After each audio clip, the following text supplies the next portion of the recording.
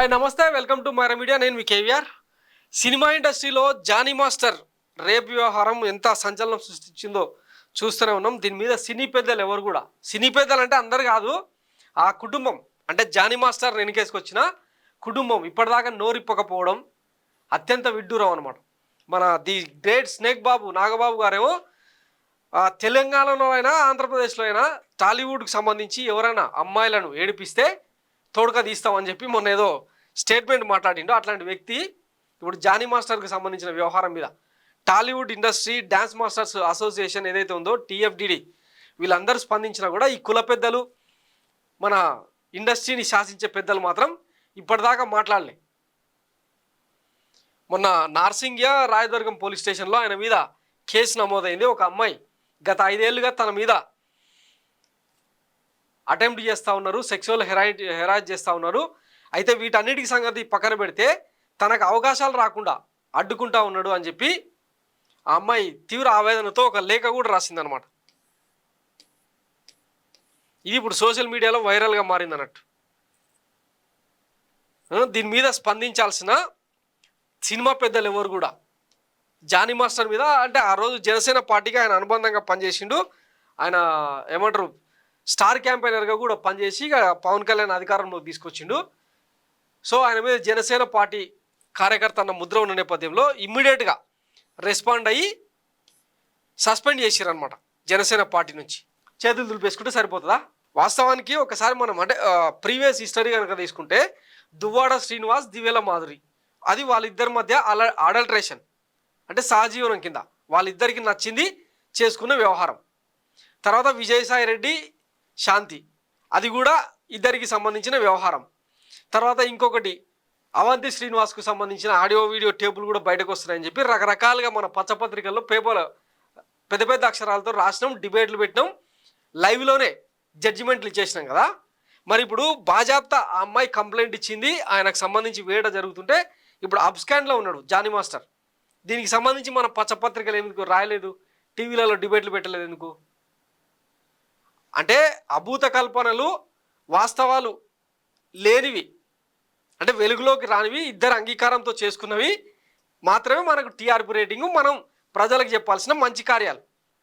ఇట్లా దొరికిన దొంగలకు సంబంధించి మాత్రం మనం ప్రజెంటేషన్ ఇయ్యం. ఇదే టీడీపీ ఎమ్మెల్యే ఆదిమూలం ఆ సదర్ మహిళ బయటకు వచ్చింది, ఆడియో వీడియో టేప్లను కూడా బయట పెట్టింది. కానీ ఇది నేరం కాదు. కానీ రుజువు కానీ బయటకు రాని విషయాలను తీసుకొచ్చి బెడ్రూమ్ సీక్రెట్లను బయట పెడితే ఇది మన మీడియా పత్రికా విలువలు అనమాట. సిగ్గులేని జన్మలు అనేవి ఇందుకే పదే ఎందుకు తిరుగుతామంటే మీకు సూపర్ 6 సూపర్ 7లు ఇవి అమలు అవుతున్నాయా లేదా, విశాఖ స్టీల్ ప్లాంట్ ప్రైవేటీకరణ ఆగుతుందా లేదా, విజయవాడ బాధితులకు వరద బాధితులకు సరైన సహాయం అందుతుందా లేదా, ఇవేవి మనకు వార్త ప్రాధాన్య అంశాలు కాదు. ఎంతసేపులో వైసీపీలో కామాంధులు ఉంటారు, అదొక కామ పార్టీ అని ఎలివేట్ చేయాలి. ఇది కదా ఆంధ్రప్రదేశ్ ప్రజలకు కావాల్సింది. మరి దాని మీదనే మీకు అంత ఫోకస్ ఉన్నప్పుడు మరి ఈరోజు జానీ మాస్టర్కి సంబంధించి ఇండస్ట్రీలో ఉండే కాస్టింగ్ కౌచ్ గురించి ఆ కామలీలల గురించి తెలియదా?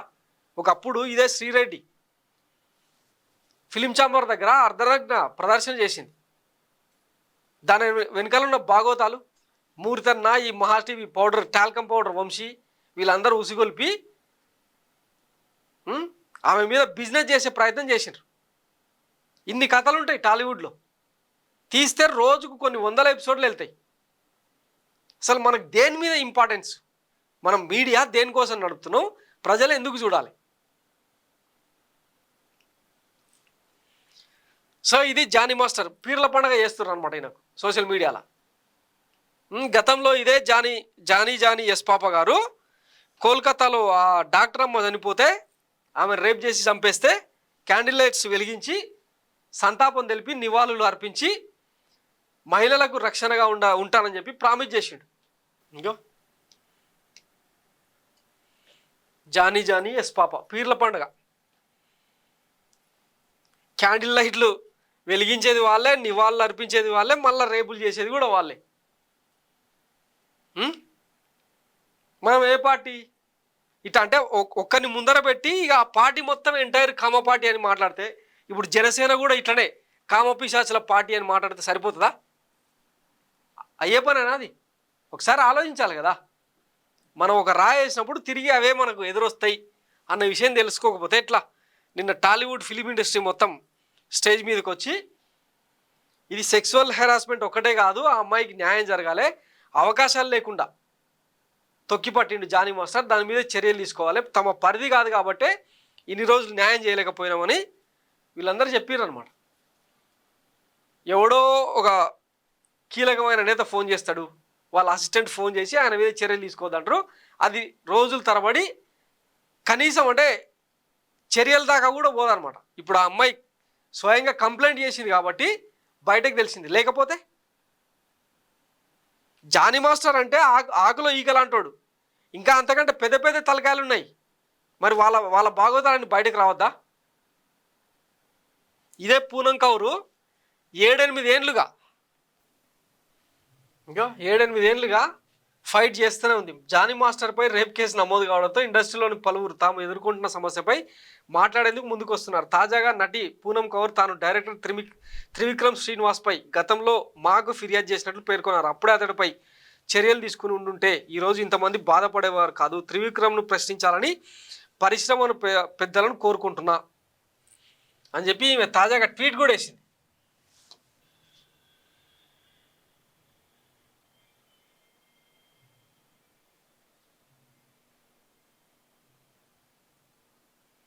ఇదిగో, had Ma Association taken complaint on Trivikram Srinivas and I and many wouldn't have had the political suffering.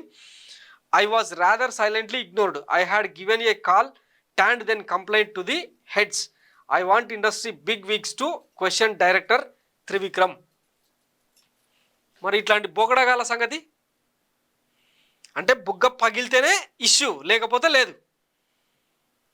ఇట్లాంటి వాళ్ళ కోసం కాదు మన Saidharam Teja AP is in safe hands అని చెప్పింది. ఇట్లాంటి వాళ్ళ కోసమే Tollywood is in safe hands అని.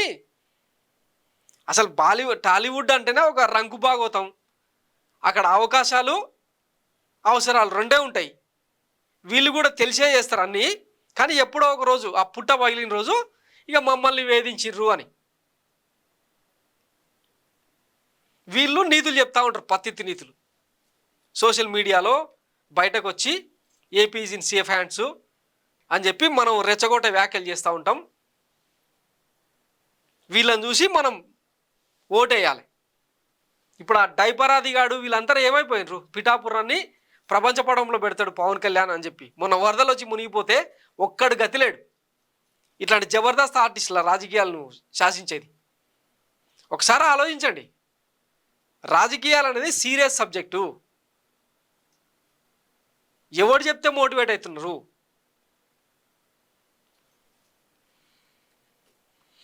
సో ఇది జానీ మాస్టర్కు సోషల్ మీడియాలో జరుగుతున్న పీర్ల పండుగ అనమాట. ఇక రేపు వచ్చి మరి ఎట్లా డ్యాన్సులు వేస్తాడో ఏం చేస్తాడో చూద్దాం. దీని మీద పోలీసులు ఎట్లాంటి కంప్లైంట్, యాక్చువల్గా అది ఆంధ్రప్రదేశ్లో ఇట్లా ఫైల్ అయ్యి ఉంటే మరి ఆ కేసు తీరు ఎట్లా మారుతుందో తెలియదు. కానీ తెలంగాణలో రాయదుర్గం పోలీస్ స్టేషన్లో నమోదు కావడం కొంతలో కొంత ఊరట. మరి ఇక్కడ రేవంత్ రెడ్డి సర్కార్ ఏం చేస్తాడో, దాన్ని ఎట్లా మేనేజ్ చేస్తారో వేచి చూద్దాం. Thanks for watching Mara media. నేను మీ కేవీఆర్. Thank you.